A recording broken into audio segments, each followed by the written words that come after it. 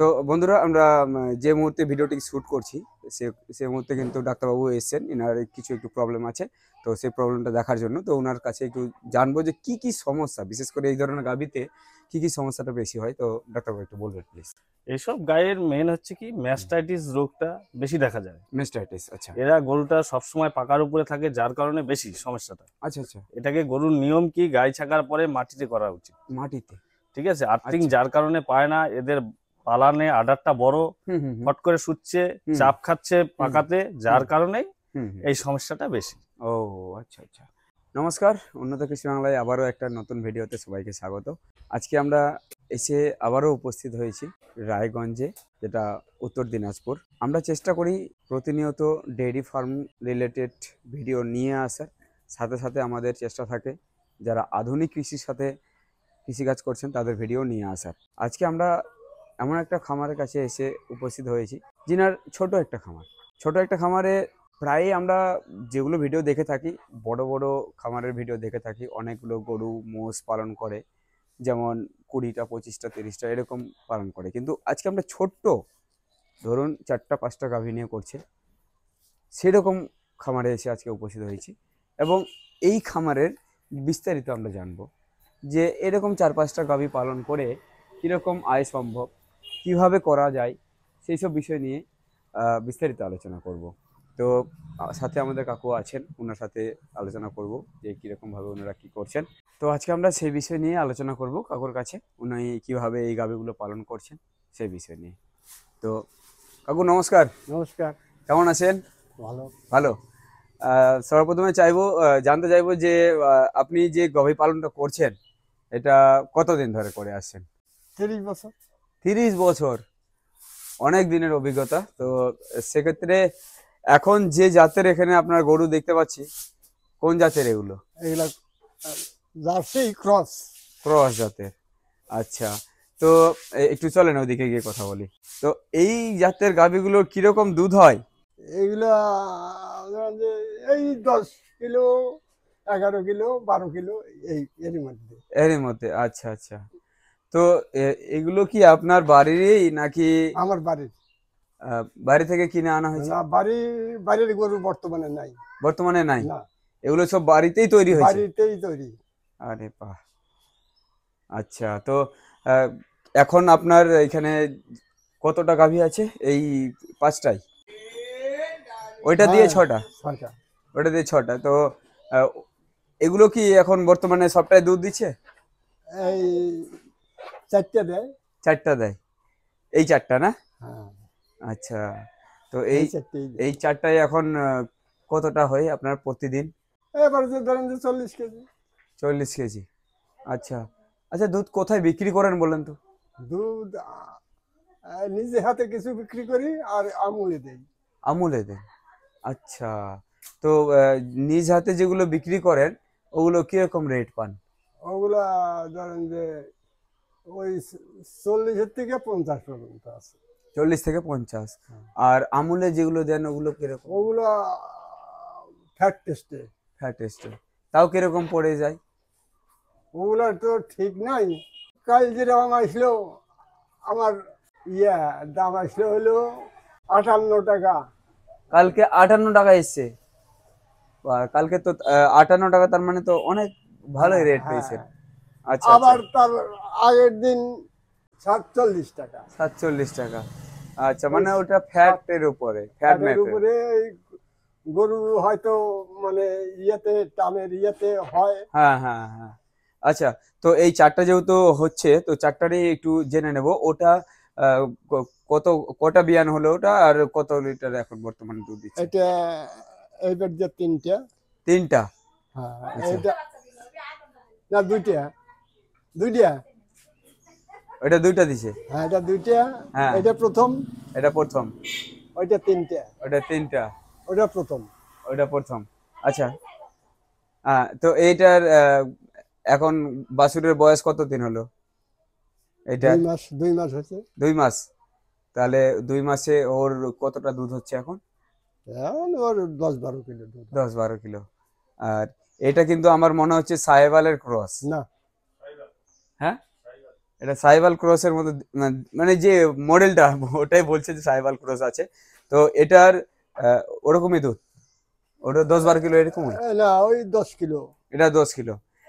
তো হ্যাঁ, প্রথম বাচ্চা যেহেতু সেক্ষেত্রে কম। তো আমরা যতটুকু জানি বন্ধুরা যে এই জাতের বিশেষ করে জার্সি আর সাহিওয়াল এই জাতের গরুগুলোর ফ্যাটের পরিমাণটা একটু বেশি, যেগুলো এইচএফ জাতের রয়েছে হলস্টিয়ান যেগুলো জাত, ওগুলোর কিন্তু ফ্যাটের পরিমাণটা অনেকটা কম, সেক্ষেত্রে ওদের রেটটা একটু কম পড়ে। ইনি যেহেতু বলছেন যে 47 টাকা 50 টাকা এরকম রেট চলে আসে এনার, তো সেটার মেন কারণ কিন্তু হচ্ছে এই জাতের গাভী পালন করা, সেই ক্ষেত্রেই কিন্তু ওনার রেটটা এরকম আসছে।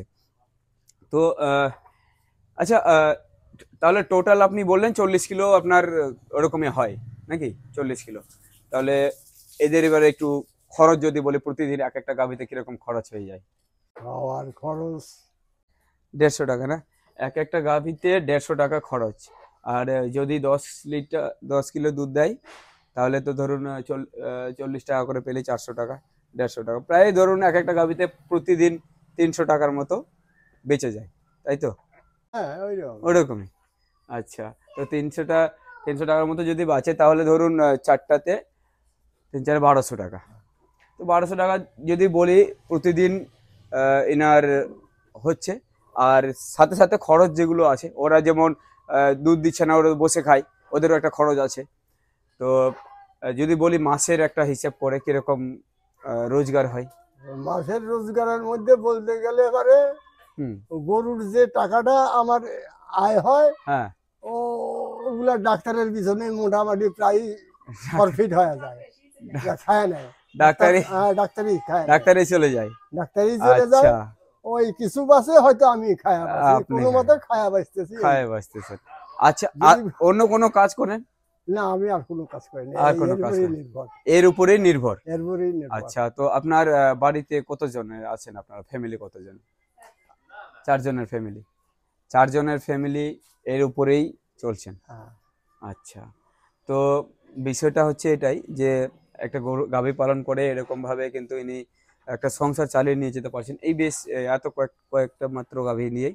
তো এবার ইনার হচ্ছে মেন যেটা ইনি কথা বললেন যে ডাক্তারে বেশি চলে যায়। আচ্ছা, কোন দিক থেকে সমস্যা হয় এইসব গাভীতে বেশি? এইগুলা গরুর অসুখ বিসুখে চলে যায়। কিসের কি অসুখ বিসুখ বেশি হয়? অসুখ এই ধরেন যে এখন ম্যাস্টাসিস রোগটাই বেশি আছে। ম্যাস্টাইটিস।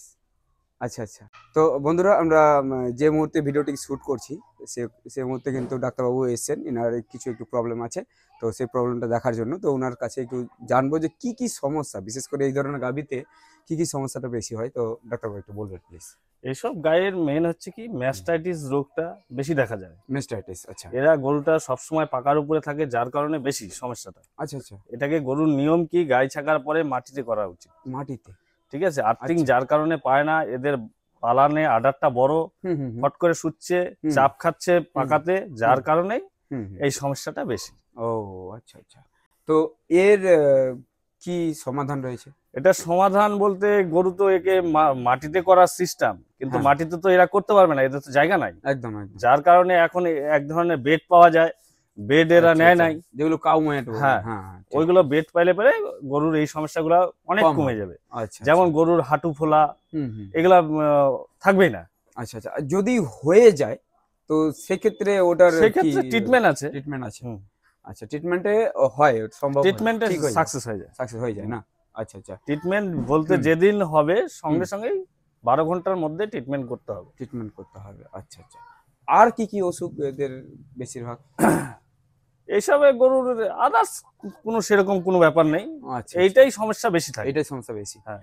আর এই যে বীজ দেওয়ার পরে মিস করে যাওয়া, মিস এটা করার বলতে এই কারণে হচ্ছে গরু হুম। বাচ্চা হওয়ার পরে এইসব গরু তো এমনি নর্মাল বাচ্চা দিতে পারে না, একদম টানাটানি করে বাচ্চা বের ডেলিভারি করতে, করা হ্যাঁ, হয়। হ্যাঁ হ্যাঁ। তার কারণে ভিতরে কিছু ভ্যান আছে, সেই ভ্যানগুলো হুম।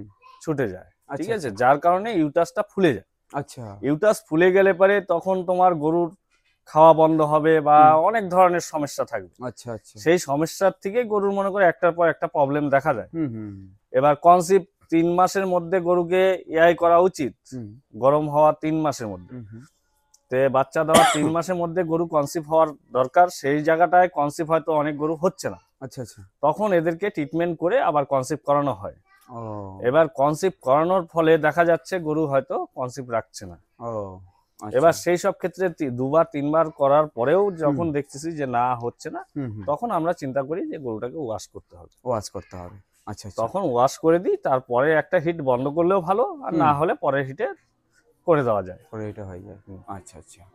তো এইগুলোতে যে আপনারা বীজ ইয়ে করেন, মানে যেগুলো বীজ দেন, হুম তো এক কথায় যেগুলো যেটা সাহিওয়াল যেটা হ্যাঁ দেখতে পাচ্ছি, হুম হুম তো ওটা ওনাকে কি এখন সাইবাল ওটাকে কি ওয়াশ করতে এসেছেন না নাকি? না এটাকে এটাকে। আচ্ছা, তো এটা কি জাতের আছে? এটা তো এটা মনে হচ্ছে- সাহিওয়ালই। এটা সাহিওয়াল ক্রস। সাহিওয়ালই। তো এরা এর গরু খালি বিটের আছে ওই একটাই। আচ্ছা, তো সম্পূর্ণ বিট। এই যে আপনি যদি বীজ দেওয়ার হয় তাহলে কোন বীজটা উপযুক্ত কনসেপ্ট হবে? কনসেপ্ট রাখার ব্যাপার আছে হ্যাঁ তো, হ্যাঁ হ্যাঁ। এটা সাইবালে সাইবাল করতে হবে, সাহিওয়ালই করতে হবে, তাহলেই ওটা তাহলে কনসেপ্টটা বেশি হবে। কনসেপ্টটা ভালো হয়। ঠিক ঠিক ঠিক। আর যে বাচ্চাটা হবে যদি ফিমেল হয় তাহলে সেটা হয়তো হুম। দুধের পার্সেন্টেজ হ্যাঁ পার্সেন্টই আর একটু বেশি। বেশি এদের যেগুলো এর আগের মা ছিল তারা হুম। হয়তো কম দুধের ছিল, হুম। তার পরিবর্তে এরা আসলো, এরাও মোটামুটি দুধ দিচ্ছে। হুম হুম হুম। ঠিক ঠিক। এইসব গরুর এইটাই রোগ, আদার্স রোগ খুব কম এদের। আদার্স রকম কম হচ্ছে। আচ্ছা, যেগুলো এরা আমরা রোদ্রু ঝড় বৃষ্টি এরা মনে করো সবকিছু সহে না। কোনো কন্ট্রোল আছে। আচ্ছা আচ্ছা। আর আদার্স যেগুলো মনে করো মূল্যি আছে, হ্যাঁ, হলিস্টিয়ান সেই আছে, সব হ্যাঁ। হলস্টাইন ফ্রিজিয়ান যেগুলো হ্যাঁ, আছে, ফ্রিজিয়ান। সেগুলো গরুর বেশি সমস্যা বেশি। সমস্যা বেশি। আজকে এটা কালকে ওটা, কেন দুধের উপরে। ওর তো একদম, শরীরে প্রত্যেক দিন একটা গরু 18 কিলো 20 কিলো যদি দুধ হয়, হুম হুম হুম। সেই গরুর অটোমেটিক অনেক কিছু দরকার ডেলি। একদম একদম। এবার মিনারেক্স powder, vitamin, syrup Tirap daily খাওয়ানোর খরচা আছে। ঠিক ঠিক। তো সেইগুলো যখনই কেউ চালাইতে পারবে না, তখন তার গরুটা নষ্টর দিকে চলে যাবে। নষ্টের দিকে চলে যাবে। একদম একদম। তো ডাক্তারবাবু খুব সুন্দর আমাদের ইনফরমেশন দিলেন, তো অনেক ধন্যবাদ আপনাকে। ঠিক আছে। তো আজকের এই ভিডিওতে বিস্তারিত জানলাম আমরা এই ছোট্ট একটা খামারে কিরকম ভাবে পরিচালনা করা যায়, বা ডাক্তারবাবু যেটা বললেন আমাদের, এটা কিন্তু সত্যি খুব একটা মানে মাথায় রাখার বিষয়, যে এই ধরনের একটা পাকা মেঝেতে রাখলে পরে এই যে ম্যাস্টাইটিস যেটা উনি বললেন যে ম্যাস্টাইটিস রোগটা বেশি পরিমাণে দেখা যায়, তো সত্যি এটা আমরাও লক্ষ্য করেছি। আর সেক্ষেত্রে আপনারা বারবার বলে থাকি যে আধুনিকতার উপরে আসুন। এই যে কাউম্যাট কাউম্যাটটা ব্যবহার করলে এর পার্সেন্টেজটা অনেকটা কমে যাবে, মানে এই যে ম্যাস্টাইটিস রোগটা। তো এই ধরনের ধীরে ধীরে আপনারাও আসার চেষ্টা করুন। আশা করি আগামী দিনে অনেক ভালো কিছু হবে। তো আজকের ভিডিওটা এতটুকুই। দেখা হচ্ছে আবার একটা নতুন ভিডিওর সাথে। ভালো থাকবেন, সুস্থ থাকবেন। ধন্যবাদ।